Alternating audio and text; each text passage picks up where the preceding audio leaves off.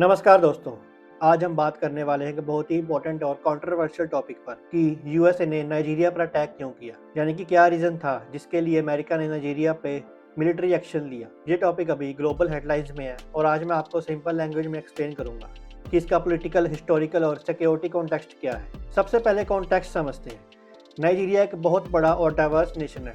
इसमें 203 मिलियन से ज़्यादा लोग रहते हैं, कई धर्मों के, कई कल्चर के। यहाँ पिछले कुछ दशकों से इंटरनल कॉन्फ्लिक्ट्स और इंसर्जेंसीज चल रही हैं। सबसे प्रोमिनेंट है एक्सट्रीमिस्ट ग्रुप जैसे कि बोको हराम और Islamic State West Africa Province यानी ISWAP। ये ग्रुप सिविलियंस और सिक्योरिटी फोर्सेस दोनों को टारगेट करते हैं, स्पेशली नॉर्दर्न रीजन्स में। नाइजीरिया की आर्मी खुद काफ़ी परेशान है क्योंकि मिलिटेंट्स ने विलेजेस और रिमोट एरियाज को अपना बेस बना लिया है। वॉयलेंस सिर्फ एक कम्युनिटी तक लिमिटेड नहीं है, क्रिश्चियंस भी, मुस्लिम्स भी दोनों अफेक्टेड है।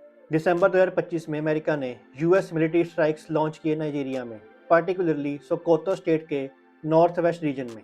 ये स्ट्राइक्स ऑफिशियली इस्लामिक स्टेट यानी आईसिस लिंक्ड मिलिटेंट्स के अगेंस्ट थी।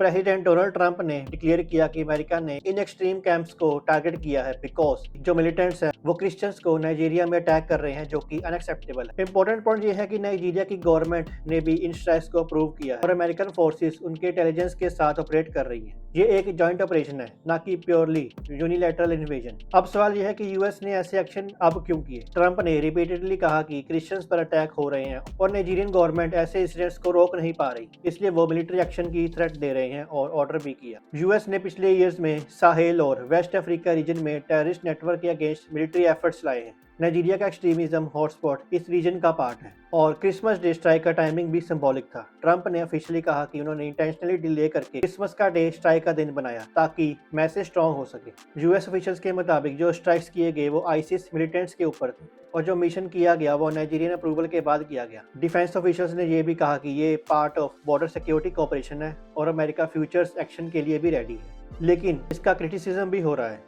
वो कैसे? क्रिटिक्स ये बता रहे हैं कि ये ओवर सिंप्लीफिकेशन है।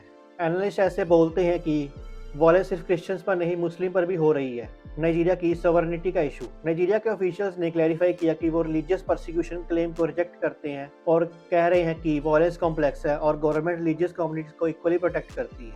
Foreign interference. चाइना और कुछ वर्ल्ड पावर्स ने वार्निंग दी है कि इंटरनेशनल इंटरफेरेंस से प्रॉब्लम और वर्सन हो सकती है। इसके अलावा कुछ कमेंटेटर्स बोल रहे हैं कि अमेरिका इंटरनल पॉलिटिक्स और प्रेशर ग्रुप्स के इन्फ्लुएंस में आकर भी ये किया हो सकता है। यहाँ कंजर्वेटिव सर्कल्स क्रिश्चियनिटी के नाम पर इंटरनेशनल एक्शन डिमांड कर रहे हैं। अब नाइजीरिया का स्टांस देखें तो नाइजीरिया ने खुद बताया कि ये स्ट्राइक्स उनके अप्रूवल के साथ हुआ और उनका लाइन ये है कि वॉयलेंस सबको अफेक्ट करती है, ना कि किसी रिलीजन बेस्ड। फॉरेन मिनिस्टर ने कहा कि म्यूचुअल कोऑपरेशन और इंटरनेशनल लॉ के अंडर ऑपरेशन कंडक्ट हुआ है। तो ये सिचुएशन सिर्फ एक अटैक नहीं बल्कि सिक्योरिटी कोऑपरेशन बिटवीन यूएसए और नाइजीरिया के बीच थी, counter terrorism in West Africa था और ग्लोबल जियोपॉलिटिक्स और फॉरेन पॉलिसी मैसेजिंग थी। ये सब मिक्स होकर आज सिचुएशन को इतना कॉम्प्लिकेटेड बना रही हैं। एक तरफ ह्यूमैनिटेरियन कंसर्न्स हैं तो दूसरी तरफ क्वेश्चंस अबाउट सॉवरेनिटी और रियल मोटिव्स भी उठ रहे हैं।